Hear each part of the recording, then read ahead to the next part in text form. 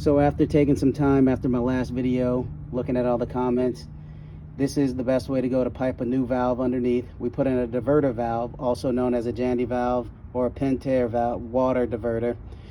And yeah, we're just going to build from here on up. This is a lot easier, a lot more cost effective for the client. Thank you. No leaks, John. No leaks, sir.